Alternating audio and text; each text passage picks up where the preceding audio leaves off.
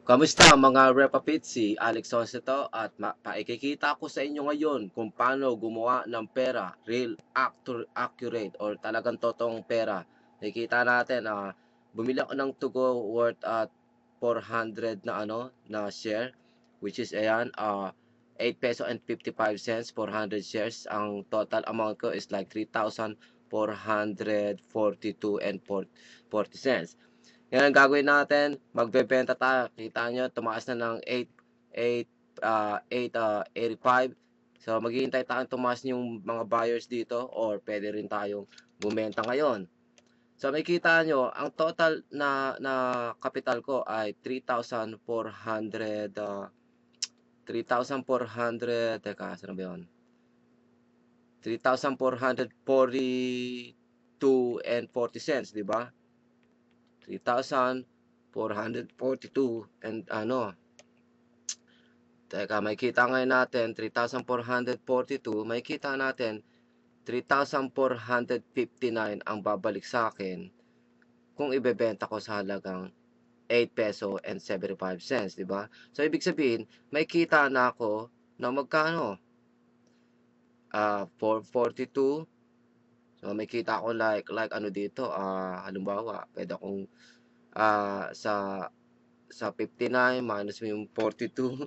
Ang hina ko talaga mag-calcula agad.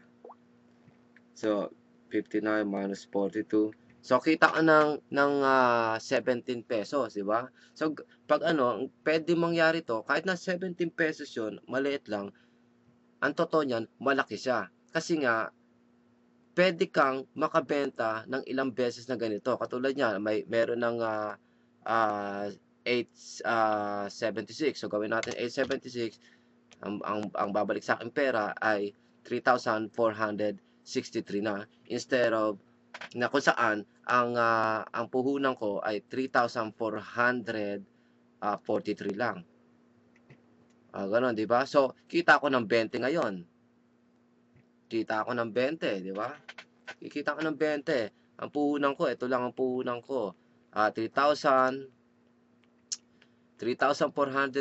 plus yung pagkaabili ko to 20 pesos and 40 cents. So that's gotta be 3,442 and 40 cents. Sabihin na natin 3,443. So may kita ngayon natin dito 3,463. So ibig sabihin, may kita na akong 20. Ngayon, ito, pwede tayong kumita ng geto ng makailang beses pa. Alam nyo, gagawin natin, bebenta na natin to para totally kumita na ako ng 20 sa ngayon. Tapos ngayon yan, gagawin ninyo, ayan, makikita natin 40 pesos kasi ang So, ko na, bebenta natin. Sana hindi tumaas. Pag tumaas, yari ako. So, ngayon, makikita natin yan, your order being sent. So, titignan natin kung na-execute na ang order, kung na-sold na siya. Makikita natin, instant ko siyang na-sold. Makikita natin, wala na. So, pag tinignan natin dito sa aking view, sa traded days, traded ko, makikita natin, eto, execute na yung 400 ko, nabenta ng 8 peso and 76 cents. Ngayon, tignan natin kung magkano ko mismo na nabili ito at magkano ko nabenta. Okay? Natin para makita nyo. So, kumita na ako ng at least kahit 20. Tapos, gagawin mo ngayon dito ay bibili ka ng makailang beses. Magbabuy and sell ka makailang beses para maka few hundreds ka, maka few thousands of pesos ka sa loob lang ng isang araw na open ng stock market. Di ba? Ngayon, hindi ko makita dito nasa yung Sa ito makikita natin yung Tugo 400, binili ko ng 8 peso and 55 cents lang, di ba? So, ngayon, nakita natin dito, benta yung SN, sell new, yung BN ay buy now. So, nakita natin, 8 peso and 67 cents. So, lumalabas na ang kita ko per share sa 76 minus 55, kita ko per share ay 21 centavo, di ba? 21 centavo times 400. Kita ko ng magkano ba 'yon? Ah, 21 cents times 400 shares, kita ko ng 84. Yun nga lang, hindi totally ako kita ng 84 dahil minus ko pa yung 22 na yung fee sa pagkakabili, minus ko pa yung $40 pesos na pagkakabenta, kaya kumita lang ako ng 22 peso. Okay? Tignan ngayon natin kung magkano na presyuhan ngayon. So, nag-stick pa rin sa 8 peso and 85 cents. So, kumita na ako ng 20, di ba? Kumita na ako ng 20 ngayon.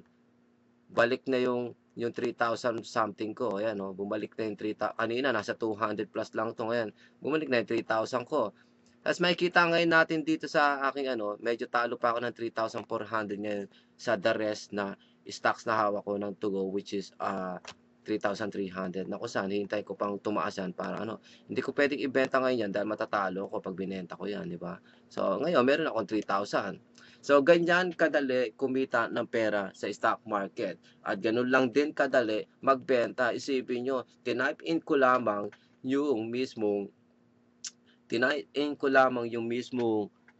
yung real actual asking price ng mga seller ng buyers nandito. Tingnan nyo, naging 8 peso and 8 peso and 84 cents to. So itong mga buyers na to, mga presyo ng mga buyers ay bababa ang presyo ngayon yan. Mawawala na yung 8,776, mawawala na yung 8,775 mamaya-maya. So sa ngayon hindi pa nag-update yung mga buyers kaya naka-stick pa rin sa ganung kasi malaki pa rin naman kasi 8 peso and 84 cents Pero makikita natin kumita na ako ng 22 pesos. Isipin niyo na lang ang gagawin natin dito ngayon, hintayin natin bumaba to maging kulay red.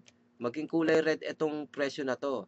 Bumaba ng 820 yan o 830 na kung saan pag bumaba ng 847 geto ganyan o 820 geto ganyan or around 820 o 830 bibili tayo. Tapos noon magbebenta ulit tayo. Sa ganung paraan, kikita na naman tayo ng ilang cents na naman na kung saan magsisilbing kikita na naman tayo ng another 20 siguro o another 30 uli siguro.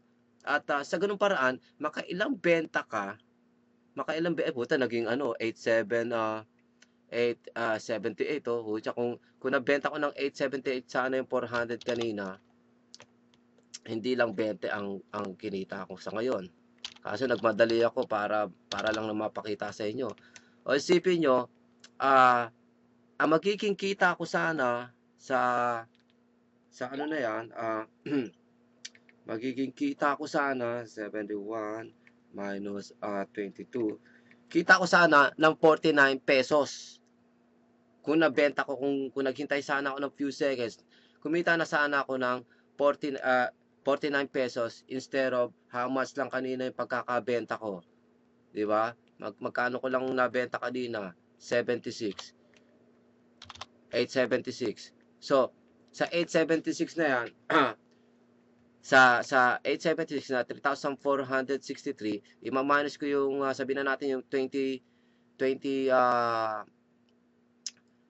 dito. So kumita lang ako ng 20. Kasi ang mismo puhunan ko 3,400 20. 43, 'di ba? Yeah, kumita lang ako ng 20. Kasi puhunan ko 3,443.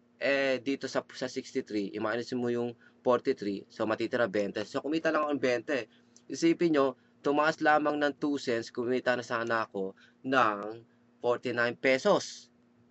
Nakikita nyo yon? Kung naghintay sana ako ng few seconds, di sana kumita na ako ng 49 ngayon, no?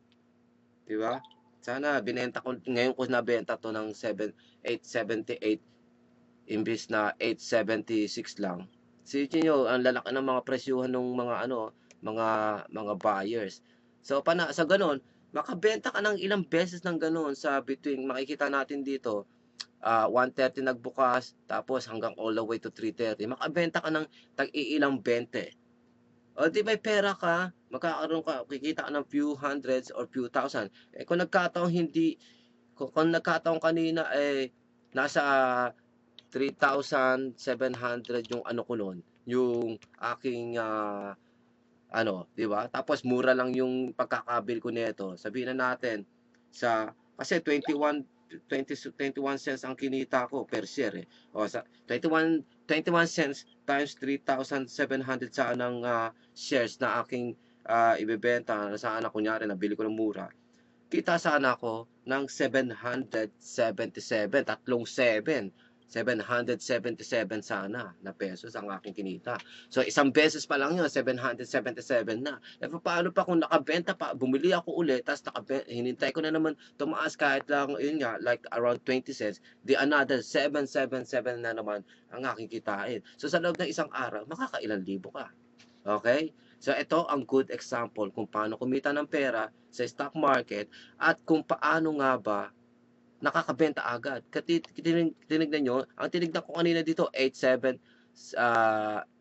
peso and 76 tapos in-enter natin yung shares na, ibebenta ko which is 400 lang dahil nabili ko ng 8 peso and 55 lang yun. Tapos nilagay natin yung price dito na 8 peso and 76 cents. O, di ba? O, di kita ako ng 20 pesos. Isipin niyo na lang, makailang beses kayo ng 20 pesos sa between 1:30 all the way to 3:30. Makailang beses ka niyan? Kunyari nakabenta ka ng 5 beses, oh, that's gotta be magkano? 100 pesos. Kung makaka 100 pesos ka a day, that's 2,000 in 1 month. In 12 months, that's 24,000. Pag nilagay mo yung pera mo, 3,000 something sa bangko, kikita ba ng 24,000 yan? Hindi kikita ng 24,000 yan sa loob ng isang taon. Kahit nga 100, hindi kikita. Yung 3,442 mo, hindi kikita sa bangko yan ng 20. Alam niyo yun? Hindi kikita ng 100 yan. Hindi kikita, lalong-lalong hindi kikita ng 24,000 yan in 1 year kapag nilagay nyo sa bangko. Pero sa pamamagitan nito, makailang benta lamang kayo ng tatag 20 ang kinita ninyo. Ilang daan na yon. Tapos i-calculate mo sa loob ng isang buwan yon, which is 20 days, o magkano yon. Tapos i-calculate mo na naman uli ng 12 months, edi magkano yun? 24,000 pataas ang pwedeng kitain. Kasi katulad niyan kanina, pinakita ko nga sa inyo, 20 lang ang kinita ko, eh naging 8 peso and 78 cents. Eh kung nabenta ko talaga ng 8 peso and 78 cents yung 400 shares ko, kita sana ako ng 49 pesos instead of ano lang, 20 lang. O isipin niyo, so sa ganitong paraan, lumalabas na para lamang tayong may tindahan, ang paninda natin ay yung stocks of shares ang paninda natin. Wala tayong tindahan totally, kundi ang pinakatindahan natin, itong online trading na to ang nagsisilbi nating tindahan. Ito, ayan, COL lang nagsisilbi nating tindahan, di ba? At mga paninda natin, walang iba kundi yung mga stocks, yung mga companies ang ating paninda. Ang ating mga produkto and services ay itong mga companies. So nakikita yung ibig sabihin kapag pumasok kayo sa stock market para lamang kayong nagkaroon ng isang negosyo na ang paninda ninyo ay mga stocks of shares, stocks or mga company, shares ng mga company. So nakikita nyo, saglit ko lang nabenta, 'di ba? Kumita na akong 20. 'Di ba? Maari parang ang liit naman yan, Alex 11, 20. Hindi nga, kasi nga lang, good example lang yon na pinakita ko kung gaano kabilis makabenta. Hindi ko iisipin yung pag nagbenta ako, sino magiging buyer. Makikita mo na agad yung buyer mo dito, nakaset na agad dito. I-enter mo na lang yung number, yung presyo niya. Yung presyo lang niya ang titignan ninyo, yung presyo. At kung hanggang magkano yung maximum yung kaya niyang bilhin. Katulad niyan, kung meron akong 2,000, may pambili ako ng 2,000, meron akong 2,000 na shares, pwede ko ibenta, di ba? O kaya kunyari may 5,000 shares ako pero 2,000 lang hinihingi nito sa 8 peso and 78 cents. Mangyayari ngayon yon, yung the rest na 3,000, kunyari may 5,000 ako, 2,000 lang mabibenta ko rito. Yung 3,000, hintayin kung may another buyers na willing mag-buy ng 8 peso and 78 cents. Nakikita nyo, tingnan nyo, halos ilang minuto na yata na-stock to sa 8 peso and 84 cents. Kanina 8 peso and 85 cents yan. So, maganda na rin yung ginawa ko kahit papalo, kahit na 20 lang kinita ako sa ilang segundo na yon. Ilang segundo lang ha. Nakita nyo, ilang segundo ko lang kinita ang 20 pesos. Isipin nyo na lang, 130 all the way to 330 bukas ang stock market. Ilang segundo lang ako nakabenta. Ilang segundo, ilang minuto, ilang oras yon. 1:30 all the way to 3:30 hapon sa Pilipinas. Eto, ilang segundo lang nakabenta ako. Ilang segundo meron to sa loob ng oras na yon, 1:30 all the way to 3:30. Ilang segundo pwede mong magawa doon na para bumenta. Gano'n kadali kumita ng pera. Isipin niyo na lang makailang benta kayo ng tagbebenta, makasampu kayong tagbebente ang naging kita ninyo, yung total profits niyo, tagsasampung gano'n na tagbebente. O di magkano yon? ₱200, di ba? ₱200. Kung nagkataon pa lang 400 shares pa lang hawak no, 400 shares pa lang. Paano na kung nagkataong meron pa akong 3,000 something or 10,000 katulad niyan, ang hawak ko ngayon 3,300 lang sa ngayon. Kanina 3,700 yan. So ginawa ko, binawi ko lang yung aking ano. So ang gagawin ko ngayon, te-technican ko to, hihintayin kong mag-negative na naman tong presyo. Hintayin kong bumagsak yan from previous price na 8 peso and 48 cents. Hintayin kong bumagsak yan, mas mababa pa dyan. And then bibili uli ako. And then after that, hintayin ko na naman tumaas ng all the way na up to 880 o 885 or something o maaari mas mataas pa. Bebenta na naman ako. Kikita na naman ako ng 20 siguro pataas. O, di ba? Ganyan kadali kumita ng pera sa stock market.